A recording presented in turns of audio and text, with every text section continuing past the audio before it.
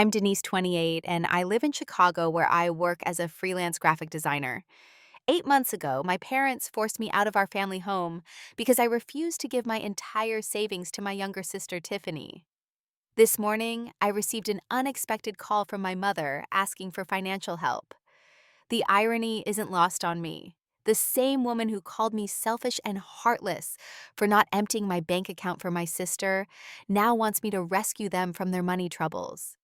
Before I tell you what happened next, take a second to comment where you're watching from and subscribe if you want to hear more stories about family relationships that will make you appreciate your own. I grew up in a middle-class suburb outside Chicago with my parents Amanda and William and my younger sister Tiffany. From an early age, it was clear that our family had an unspoken hierarchy. My sister was the golden child, and I was, well, just the other daughter. My mother, Amanda, was always the dominant personality in our household. She managed the family with a firm hand and had particularly high expectations for me. Nothing I did ever seemed quite good enough. If I brought home a B plus, she would ask why it wasn't an A. When I won second place in an art competition, she wondered aloud why I couldn't have worked harder for first. My father, William, was a different story. He wasn't a bad man, but he was definitely weak-willed when it came to standing up to my mother. He would occasionally pull me aside after one of her critical sessions to say something like, "You know your mother loves you, she just shows it differently." But in any actual confrontation, he always sided with her. Always. Then there was Tiffany, 4 years younger than me and clearly the favorite. Where I had to earn privileges, they were freely given to her. Where I received criticism, she got praise. It was as though we were being raised by completely different parents. I remember when I was 12, I asked for ballet lessons. My mother told me they were too expensive. 2 months later, Tiffany mentioned an interest in horseback riding. And within a week, she was enrolled in the most prestigious equestrian academy in our area.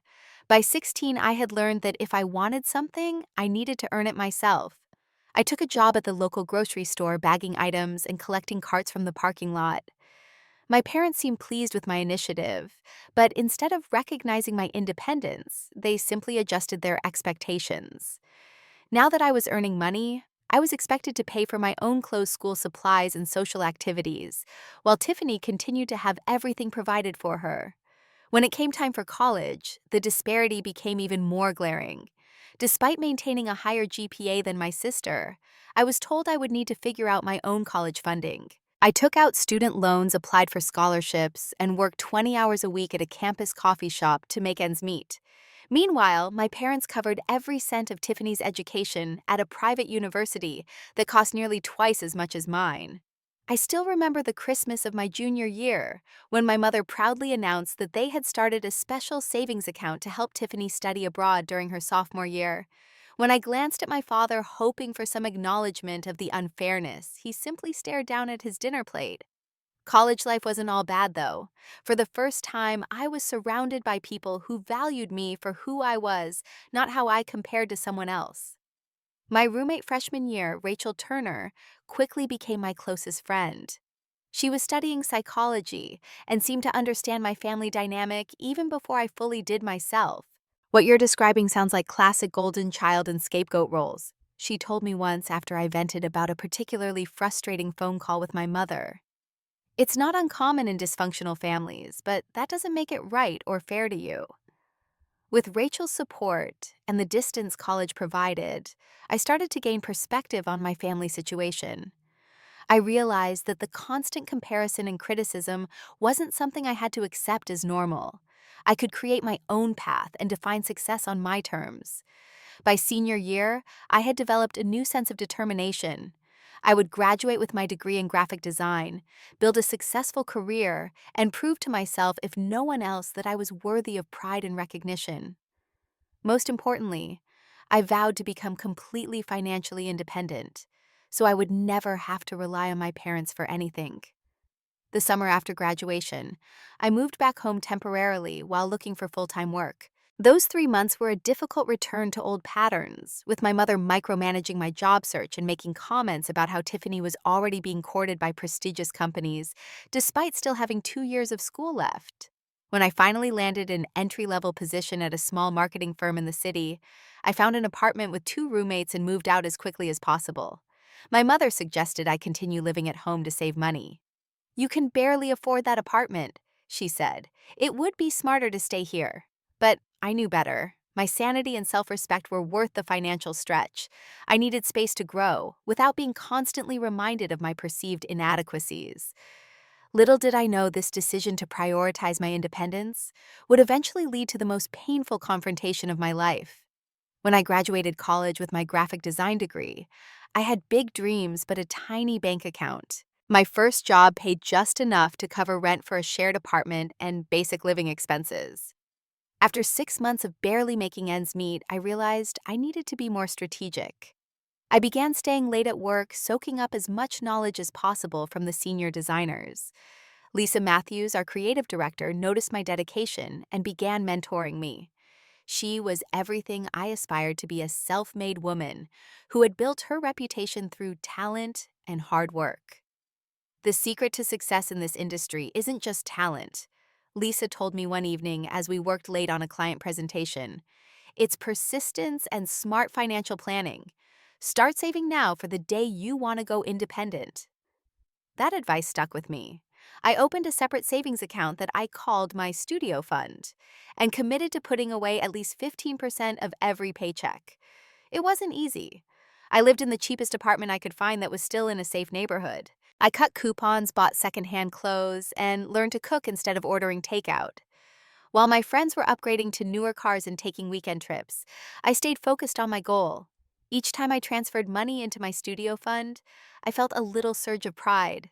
This wasn't just money. It was my future independence. I also started taking on freelance projects on nights and weekends. At first, these were small jobs for friends or local businesses: a logo for a startup bakery, a website redesign for a neighborhood bookstore. I charged less than established designers to build my portfolio, but every extra dollar went straight into my fund.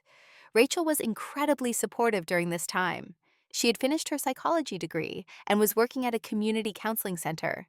We would meet for coffee on Sunday mornings, our one shared luxury, and talk about our dreams.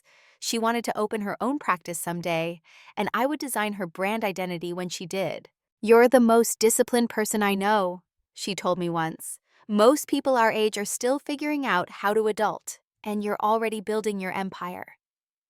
I wouldn't call it an empire, but after 3 years of this rigorous saving and side hustling, I had managed to put away nearly $40,000. By year 5, that number had grown to $80,000. It was enough to potentially fund a year of operating expenses for a small design studio. I was getting close to making my dream a reality.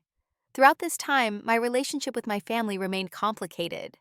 I visited for holidays and occasional Sunday dinners, enduring the usual comparisons to Tiffany, who had graduated and taken a job in fashion merchandising. According to my mother, Tiffany was on a fast track to becoming a buyer for a luxury department store. The reality which I gleaned from Tiffany's occasional late-night drunk texts was less glamorous. She was an assistant to an assistant and spent most days running errands and organizing sample closets. I didn't mind that Tiffany exaggerated her success to our parents. What bothered me was the pattern of financial dependency that continued into our adult lives. Every few months, she would call me with some financial emergency. Her car needed repairs. Her roommate moved out unexpectedly. She had to buy a new laptop for work. The first few times I helped her out with small loans of $100 or $200, but these loans were never repaid, and the requests kept increasing in frequency and amount. When she asked for $2,000 to cover rent after supposedly spending her entire paycheck on a work wardrobe, I finally said no. "You make more money than I do," she protested. "And it's not like you have any expenses. You never go anywhere or do anything fun." That comment stung because there was some truth to it. I had sacrificed a lot for my savings goal. But hearing my choices dismissed as some kind of character flaw, rather than purposeful sacrifice, made me realize how differently we viewed money and responsibility. As my savings grew, so did my confidence. I started researching small commercial spaces that could be converted into a design studio. I developed a business plan with Lisa's guidance and began identifying potential clients I could approach once I launched. Then last spring, I found the perfect space. It was a small storefront in an up-and-coming neighborhood with large windows that let in beautiful natural light. The rent was reasonable, and the location was close to several small businesses that could become potential clients. I scheduled a viewing and started mentally arranging furniture and equipment 2 days before my appointment to see the space my mother called and asked me to come to Sunday dinner. "We need to discuss something as a family," she said in a tone that immediately put me on edge. I had no idea that this dinner would change everything, that by the end of the night I would be packing my belongings and walking away from my family home for what might be the last time.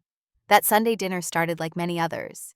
My mother had prepared pot roast, my father's favorite, and Tiffany arrived 20 minutes late without apology. There was the usual small talk about work and weather, my mother's subtle digs about my little drawings, and my father's silence, except when asked a direct question. Something felt different, though. There was an underlying tension in the air. My mother seemed especially attentive to Tiffany, refilling her wine glass multiple times and agreeing with everything she said. My father kept glancing at me with an expression I couldn't quite read. Guilt, concern. I couldn't tell. After dessert, instead of moving to the living room as we usually did, my mother cleared her throat and announced, "We need to have a family discussion." She looked at Tiffany, who suddenly appeared intensely interested in her napkin. "Tiffany has had some financial difficulties that she's been too proud to tell you about, Denise. But as a family, we need to help her." I looked at my sister, who still wouldn't meet my eyes. "What kind of difficulties?" My mother waved her hand dismissively.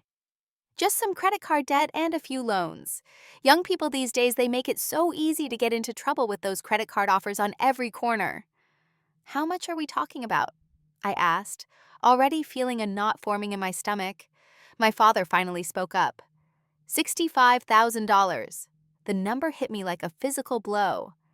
65,000. How is that even possible? Tiffany finally looked up, her eyes watery. "It just happened so fast. The credit cards, and then I needed to buy clothes for work, and then there were the payday loans to cover rent when I was between jobs last year." "Between jobs, Mom told me you were getting promoted," I said. My mother interjected quickly. "She was between positions at the same company, a lateral move that's going to lead to bigger opportunities." The pieces were starting to come together. My sister had been lying about her job stability and spending far beyond her means, and my parents had been covering for her possibly financially as well. "So what does this have to do with me?" I asked, though I already knew the answer. My mother reached across the table and took my hand in what I'm sure she thought was a loving gesture. "Sweetheart, we know you've been saving money for years. Your father and I think it's time you helped your sister out of this situation." "You want me to give Tiffany my savings?" I asked, my voice surprisingly steady despite the anger building inside me. "Not give," my mother said, as though the distinction was important.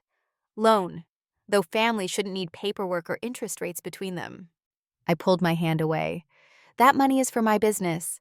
I'm looking at a studio space this week." My mother's expression hardened slightly. "Denise, be reasonable.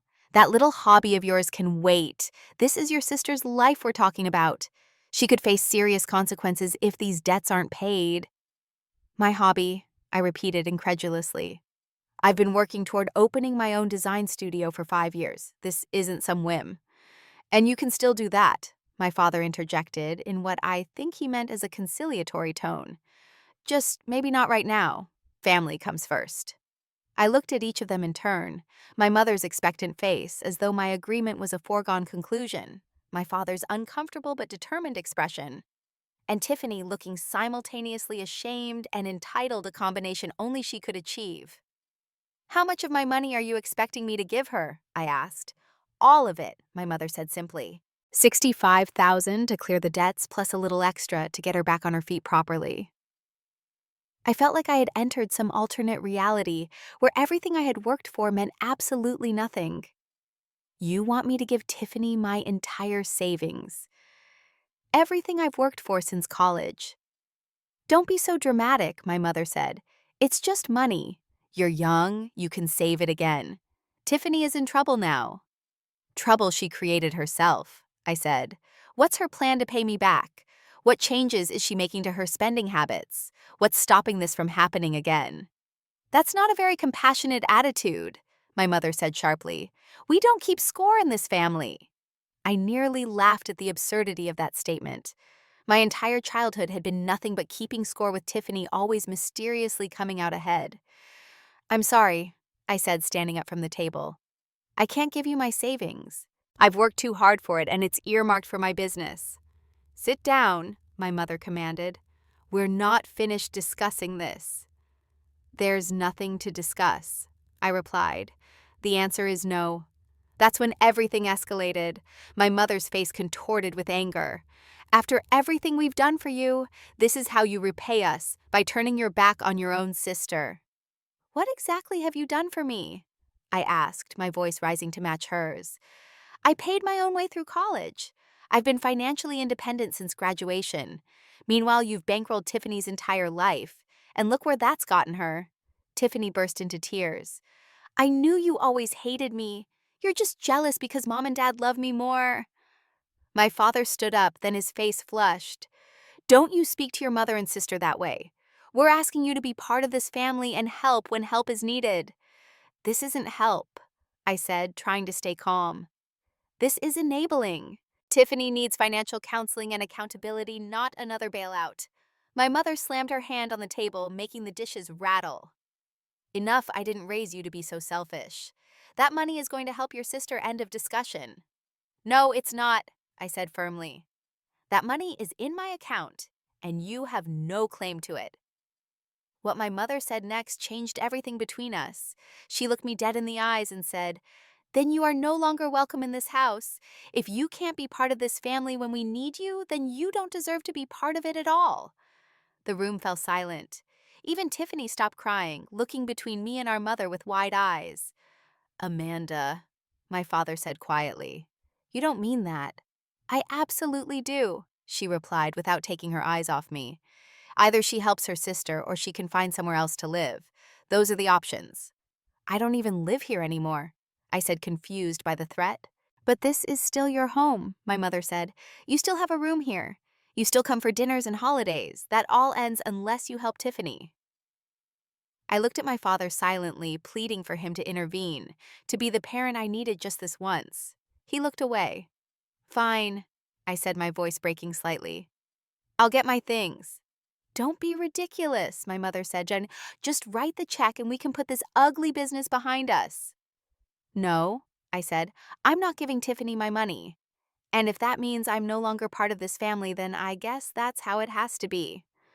I walked upstairs to my childhood bedroom, the one my mother had preserved like a museum to my high school years.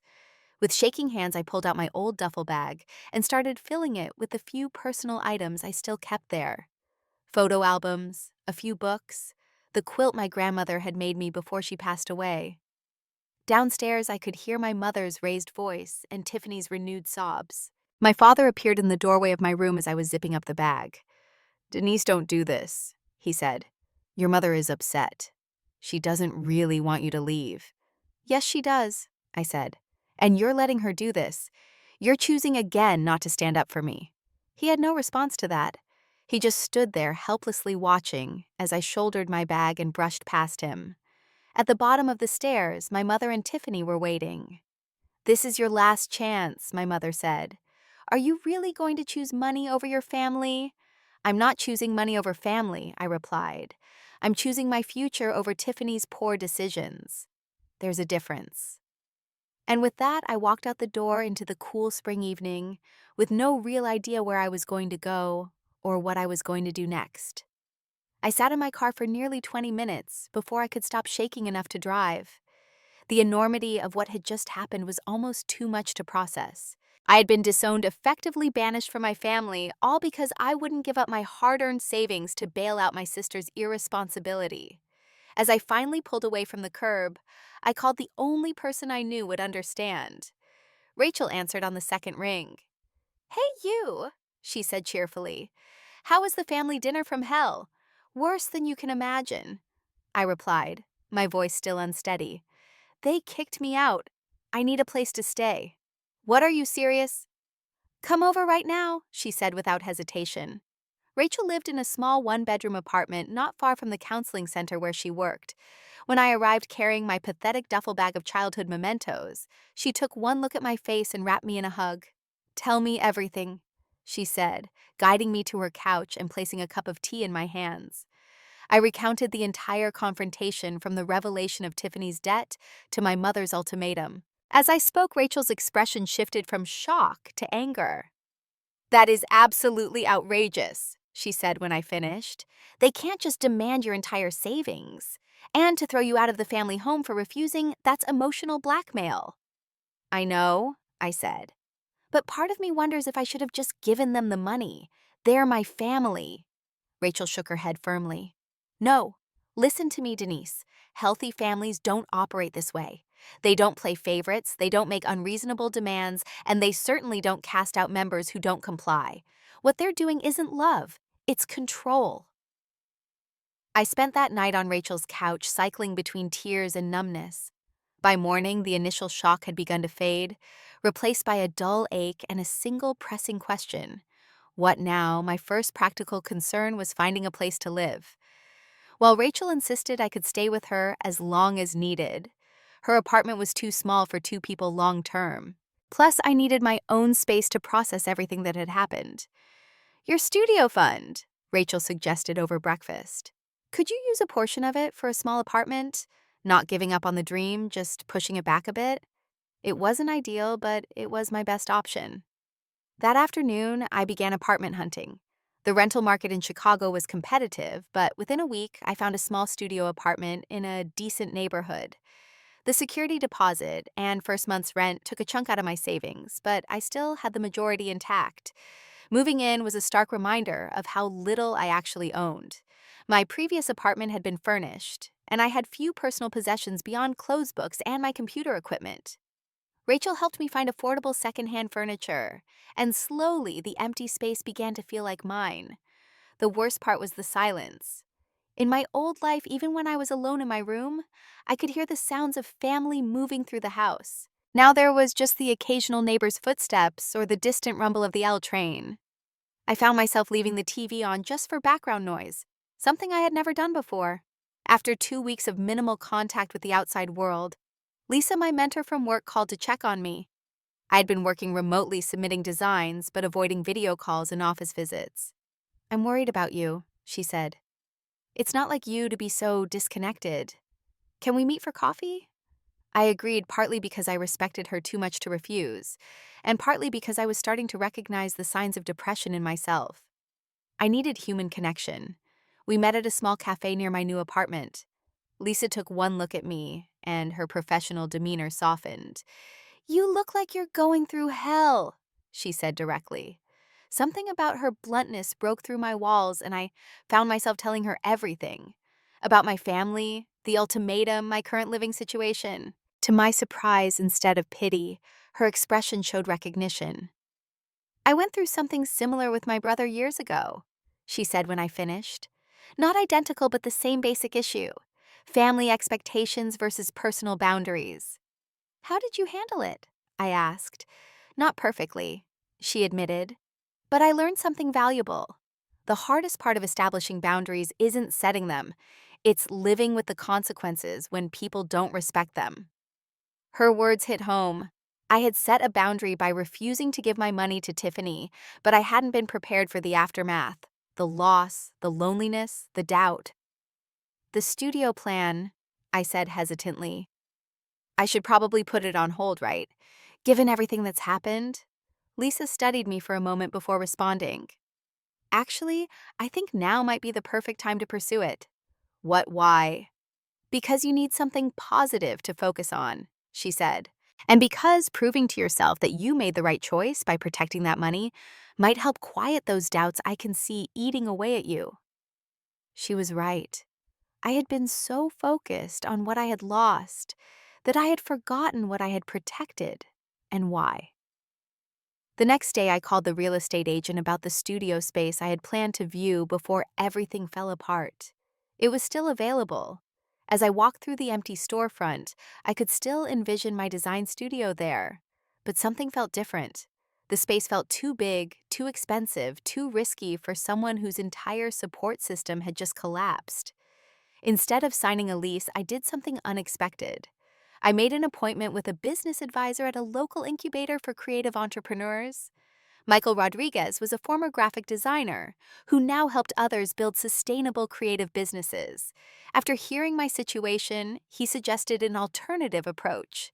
Start virtually, he advised. Use your savings for equipment upgrades and marketing, not rent. Build your client base first, then expand to a physical space when you have consistent revenue. It was a more conservative approach than I had planned, but it made sense given my new circumstances. I needed stability and security more than ever. Over the next month, I threw myself into building Phoenix Designs, named for the mythical bird that rises from the ashes. The symbolism wasn't subtle, but it felt right. I redesigned my portfolio website, invested in better equipment, and began actively networking for the first time in my career. One networking event led me to James Patterson, the owner of a small chain of farm-to-table restaurants in Chicago. He needed a complete brand refresh from logo to menus to website. It would be the largest solo project I had ever undertaken. "Why Phoenix?" he asked when I presented my proposal. "That's an unusual name for a design firm."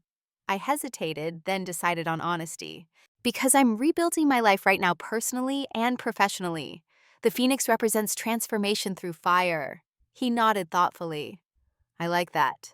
My first restaurant rose from the ashes of bankruptcy, too. Sometimes we need to burn it all down to build something better." James became not just my biggest client, but also a friend and mentor in his own right. Through him, I met other small business owners who needed design work, and slowly my client list grew. 3 months after being kicked out of my family home, I had enough consistent work to feel secure in my decision to go independent. I was working longer hours than ever, but for the first time, every hour of effort was an investment in my own vision, not someone else's. Rachel convinced me to join a support group for people dealing with family estrangement. At first, I was reluctant, embarrassed to air my family drama to strangers. But sitting in that circle of people who understood exactly what I was going through was strangely liberating. They got it. The complicated grief, the self-doubt, the relief mixed with guilt. "You're allowed to feel all of it," said the group facilitator, a gentle woman named Harriet. "The anger and the love, the grief and the freedom. Estrangement isn't simple, and neither are your feelings about it." 6 months after the confrontation, I held a small launch party for Phoenix Designs in a rented gallery space. Rachel, Lisa, James, and a handful of clients and friends gathered to celebrate. As I looked around the room, I realized I had built something I never expected a chosen family. People who supported me because they valued me, not because we shared DNA.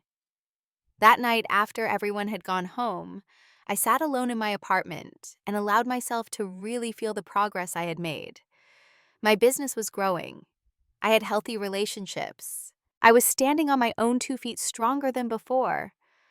But there was still a hollow space inside me where my family should have been. I hadn't heard from any of them since that night. No calls on my birthday, no invitation to Thanksgiving dinner. It was as if I had been completely erased from their lives, all because I had refused to erase my own future for Tiffany's benefit. I went to bed that night not knowing that in just 2 more months, my phone would light up with my mother's name, bringing all the pain and confusion rushing back with a single call. 8 months after my family effectively disowned me, my phone rang on a Tuesday morning. I was in the middle of finalizing designs for a new client when my mother's name appeared on the screen. I nearly dropped the phone in shock. For a moment, I considered not answering. What could she possibly have to say that wouldn't reopen all the wounds that had just started to heal? But curiosity and that stubborn thread of hope that still connected me to my family won out. "Hello," I answered, trying to keep my voice neutral. "Denise," my mother said, sounding tired, but still maintaining that authoritative tone I knew so well. "How are you?" The casual greeting, as if we had spoken last week instead of 8 months ago, caught me off guard. "I'm fine," I replied cautiously. "Why are you calling?" She sighed, clearly annoyed at my direct approach. Can't a mother check on her daughter without an interrogation? Not when that mother told her daughter she was no longer welcome in the family. I said, surprising myself with my boldness. The old Denise would have backpedaled, apologized, done anything to smooth things over. Water under the bridge, my mother said dismissively. Families have disagreements all the time. It doesn't mean we stop being family. I sat down at my desk, suddenly needing the support. This rewriting of history was classic Amanda behavior, but it still threw me off balance. "What do you want, Mom?" I asked.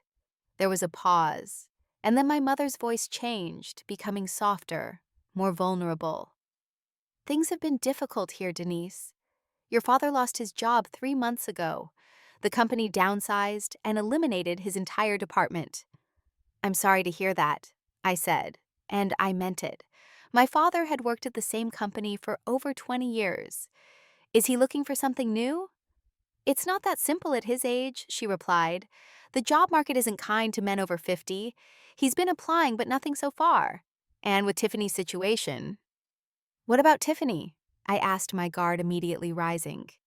"She's had some more financial troubles," my mother said vaguely. "Some of the creditors have been quite aggressive. They're threatening legal action." I wasn't surprised. If they hadn't addressed the underlying spending issues, any temporary fix would have been just that, temporary. "So what happened with the $65,000? I asked.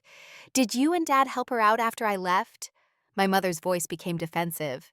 "We did what we could. We took a second mortgage on the house, but then with your father losing his job, we fell behind on the payments."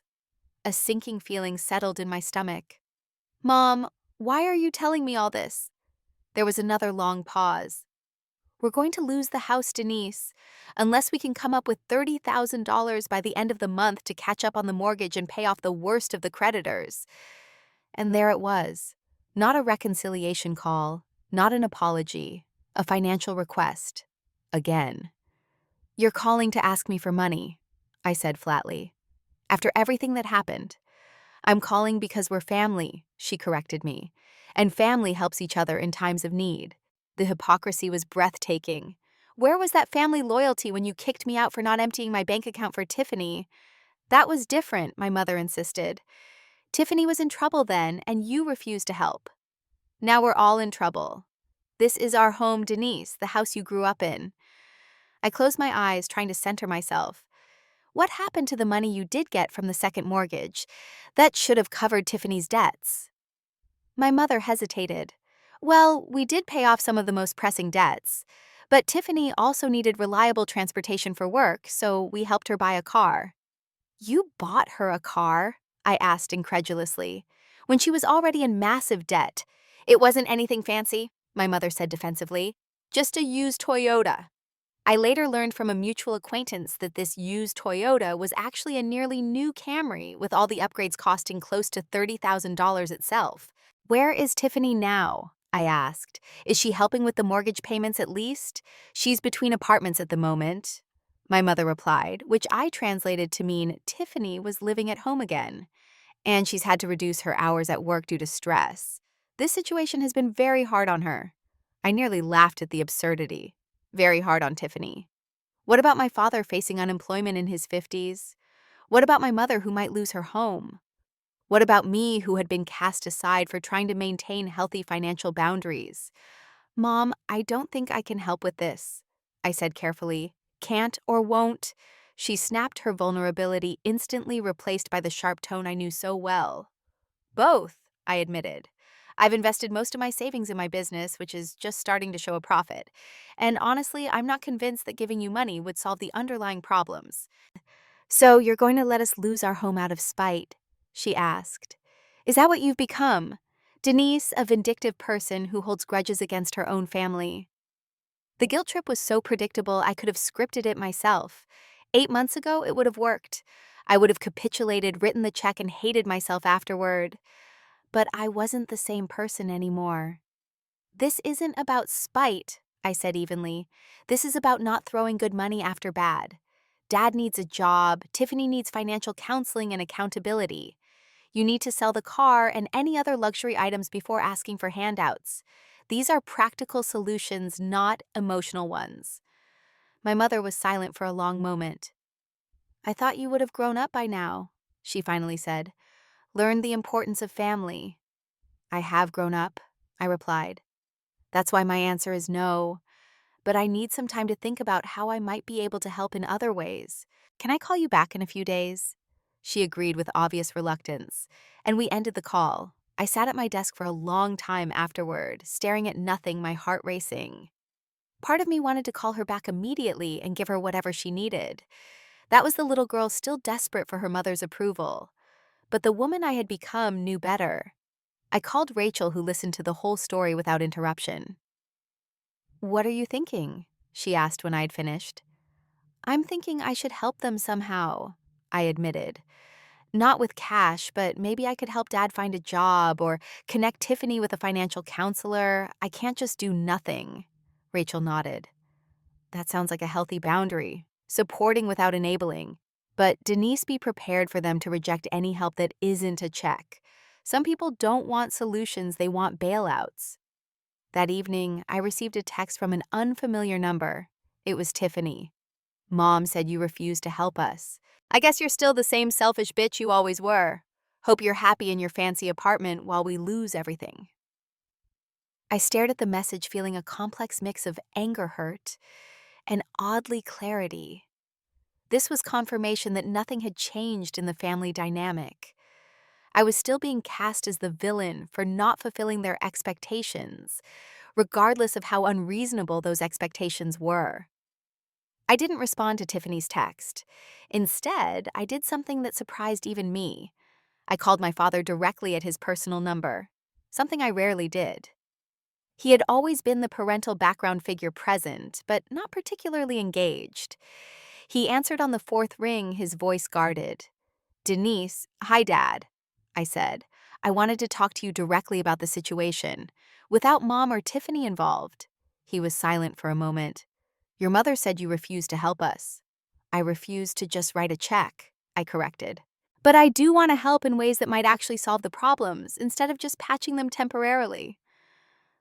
"What does that mean exactly?" he asked, sounding genuinely confused. "It means I want to help you find a new job," I said. "I have connections through my business network. It means I want to connect Tiffany with a financial counselor who specializes in debt management.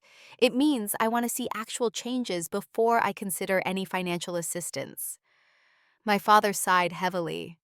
"Your mother won't like that approach." "I know," I acknowledged. "But Dad, you guys kicked me out of the family for protecting my financial future.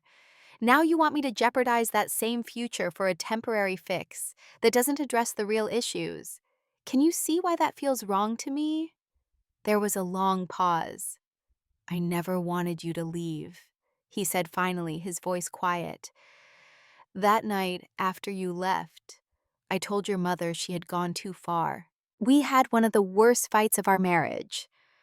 This was news to me. I had always assumed they had presented a united front as they usually did. "But you didn't call me," I pointed out. "You didn't stand up for me when it mattered." "No," he agreed. "I didn't. And I've regretted that every day since." It wasn't quite an apology, but it was the closest thing to one I had ever received from either of my parents. It created a tiny crack in the wall I had built around my heart. "Let me help you find a job," I said again. "That's where we need to start." To my surprise, he agreed. "Okay, I'll send you my resume tomorrow." When we hung up, I felt a strange mix of hope and trepidation. This wasn't the reconciliation I might have fantasized about in my weaker moments. There were no tearful apologies or promises to do better. But it was a small opening, a chance to rebuild some kind of relationship with my family on healthier terms. The next day, I received my father's resume, a document that hadn't been updated in 15 years. I spent an evening reformatting it, highlighting his transferable skills, and removing outdated references. I sent it to a few contacts in industries where his experience might be valuable, along with personal notes vouching for his work ethic. I also researched financial counseling services and found one that offered a sliding scale fee structure and specialized in helping families in crisis. I forwarded the information to both my father and Tiffany, not expecting much from the latter. My mother called 3 days after our initial conversation, clearly expecting a different answer about the money. When I told her my alternative plan instead, she was predictably dismissive. "We don't need career advice or counseling," she said sharply. "We need $30,000 to save our home." "I understand that's what you want," I replied, staying calm. "But it's not what I'm offering. I'm trying to help in ways that lead to long-term solutions." "Your father told me about your little chat," she said. "Going behind my back to him. I expected better from you, Denise." "I wasn't going behind your back," I said. "I was trying to help Dad specifically with his job search. That's something I can do." The conversation deteriorated from there, ending with my mother declaring that if I couldn't help them the right way, I shouldn't bother at all. She hung up on me, and I was left feeling both frustrated and strangely liberated. I had stood my ground, offered appropriate help within my boundaries, and refused to be manipulated. What happened over the next few weeks surprised me. My father interviewed for 3 positions I had connected him with. One of them, a logistics management role at a company owned by a client of mine, made him an offer. The salary was somewhat lower than his previous position, but it was a solid opportunity with growth potential. Tiffany, to my shock, actually contacted the financial counseling service. I learned this not from her directly, but from my father, who called to thank me for the job lead. "Your sister had her first appointment yesterday," he mentioned casually. "Your mother doesn't know yet. Tiffany wants to try to get some things under control before telling her." It wasn't a full family reconciliation by any means. My mother still wasn't speaking to me, and Tiffany's only direct communication had been that angry text. But something had shifted. Small cracks were appearing in the dysfunctional patterns that had defined our family for as long as I could remember. Meanwhile, Phoenix Designs continued to thrive. I hired my first employee, a recent design graduate named Marcus, who brought fresh ideas and allowed me to take on more clients. I was even able to start replenishing my savings. Though my original goal of a physical studio space had evolved into a different vision, one that included a small team of remote designers and a client list focused on businesses with values that aligned with my own. 7 months after my mother's desperate phone call, I received an invitation that I never expected. My father asked if I would come to their house for Thanksgiving dinner. "It won't be perfect," he warned. "Your mother is still your mother. But she's agreed that it's time to start healing this rift." I accepted with cautious optimism, knowing that one dinner wouldn't solve decades of dysfunction, but hopeful that it might be the beginning of a new chapter for our family. One based on respect and boundaries rather than control and obligation. As I prepare for that dinner next week, I can't help reflecting on the journey of the past 15 months.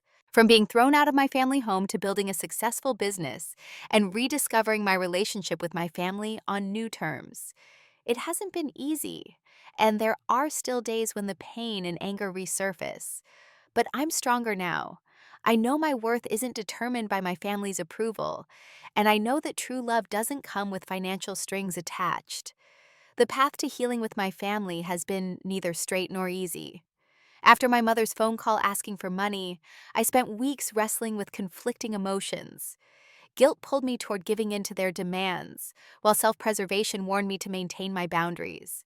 In the end, I chose a middle path that transformed not just our relationships, but also how I viewed myself. Instead of writing a check, I focused on sustainable solutions. I helped my father update his resume and connected him with potential employers through my growing professional network. One company, Hartford Logistics, saw his potential despite his age and hired him for a position that utilized his decades of experience. "I never thought I'd be starting over at 54, my father told me after his first month. But this company values what I bring to the table. I feel respected in ways I hadn't at my old job in years." My relationship with Tiffany proved more challenging. Her initial reaction to my boundary setting was hostility, but desperation eventually led her to the financial counselor I had recommended. During her third session, she called me in tears. "I'm $78,000 in debt," she admitted, her voice breaking. "Not 65 like they told you. I've been hiding credit cards from mom and dad too." That vulnerable moment opened a door between us. For the first time, Tiffany wasn't the golden child, and I wasn't the responsible one. We were just sisters facing difficult truths together. "I'm not asking for money," she clarified quickly. I don't know how to fix this." "You already started," I told her, by being honest about the problem and getting help. That takes real courage. Over the next several months, Tiffany followed her counselor's debt management plan. She sold her new car, moved into a shared apartment with strict rent limits, and took a second job on weekends. The progress was slow but real. Each small victory, from paying off one credit card to establishing her first emergency fund, helped rebuild her confidence and our relationship. My mother proved the most resistant to change. When my father found new employment, she took credit for motivating him. When Tiffany began addressing her debt, my mother minimized the problem rather than acknowledging her role in enabling it. But even she couldn't deny the positive changes occurring around her. The turning point came unexpectedly 6 months after that initial phone call. I had invited my father and Tiffany to see my new office space, a small but bright suite I had leased for Phoenix Designs, which now employed 3 people. My mother declined the invitation with a terse, "I'm busy that day." As I showed them around, pointing out the design awards we'd recently won, and introducing my team, my father grew quiet. When the tour ended, he asked if we could speak privately. "I owe you an apology," he said once we were alone, his voice thick with emotion. "When you refused to give your savings to Tiffany, I thought you were being selfish. But looking at what you've built, what you've accomplished, I understand now why you fought so hard to protect it." It wasn't about the money, I explained. It was about being valued, about having my dreams taken seriously. He nodded slowly. "I failed you that night. I failed you many times before that too, by not standing up to your mother when she favored Tiffany. I can't change the past, but I want you to know I'm proud of you, Denise. Truly proud." Those words, so simple, yet so profound, began healing a wound I'd carried since childhood. Not everyone gets the parental validation they deserve, but when it finally comes even late, it can be transformative. My relationship with my mother evolved more gradually. She never officially apologized for kicking me out, but she did invite me back for family dinners, a tacit acknowledgement that her ultimatum had been rescinded. During these gatherings, I noticed subtle shifts in her behavior. She interrupted me less. She occasionally asked about my business with genuine interest. Small changes, but significant ones. As for Phoenix Designs, what started as a desperate grab for independence has blossomed into a thriving creative agency. We specialize in branding for small businesses and nonprofits, helping organizations with limited budgets present themselves professionally. The work is deeply satisfying, allowing me to support others pursuing their dreams while building my own. 1 year after launching, I hired Tiffany part-time to handle our social media. It was a risk given our history, but one that has paid unexpected dividends. Her fashion background gives her an eye for trends that complements my more classical design approach. More importantly, the experience of working together as equals has reshaped our sisterly dynamic. "I envied you for so long," she confessed during a late night at the office, finishing a client presentation. "Mom and Dad put so much pressure on me to succeed without giving me the tools to do it. You built everything yourself, and I resented you for it instead of learning from your example." That conversation marked another milestone in our healing journey. The golden child scapegoat dynamic that had defined our childhood was finally being dismantled, allowing a more balanced relationship to emerge. Last month, when my parents faced another financial hurdle, a major repair to their home's foundation, something remarkable happened. Instead of demanding help or making guilt-inducing comments, my mother called a family meeting. "We need $17,000 for this repair," she stated. "Your father and I have $9,000 saved. We'd like to discuss options as a family." I nearly fell out of my chair in shock. This was not the woman who had once demanded my entire savings without discussion. This was someone learning, however belatedly, that financial transparency and shared decision-making were possible. In that moment, I made a decision. "I can contribute $3,000, I offered, not as a loan or obligation, but as a daughter helping her parents with a legitimate need." Tiffany, still rebuilding her finances, offered to handle the paperwork and contractor negotiations, saving them the management fee. Together, we formulated a plan that addressed the problem without bankrupting anyone or fostering dependency. The experience taught me something profound about boundaries, They aren't walls to keep people out, but guidelines for how we allow others to treat us. By refusing to be my family's financial safety net, I forced all of us to develop healthier patterns of interaction.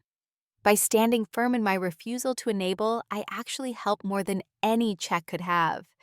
This journey has shown me that sometimes the most loving thing we can do for others is to let them face the consequences of their choices. My parents needed to confront their enabling behaviors. Tiffany needed to develop financial responsibility. And I needed to learn that I could love my family without sacrificing my own well-being. The road ahead isn't perfect. Old habits resurface during stress. Hurt feelings occasionally bubble up from the past. But we're learning a new way of being family one, based on mutual respect rather than obligation and guilt. If you're facing a similar situation with loved ones who see you as nothing more than a financial resource, remember this true love empowers rather than enables. Setting boundaries isn't selfish, it's necessary for genuine relationships to flourish. And sometimes walking away is what allows everyone the space to grow into better versions of themselves. Have you ever had to set difficult boundaries with family? How did it change your relationships? Share your experience in the comments below. If this story resonated with you, please like and subscribe to hear more about navigating complex family dynamics. And remember, sometimes the family we build through friendship and shared values is just as important as the one we're born into. Thank you for listening to my journey, and I wish you courage in creating healthy boundaries in your own life.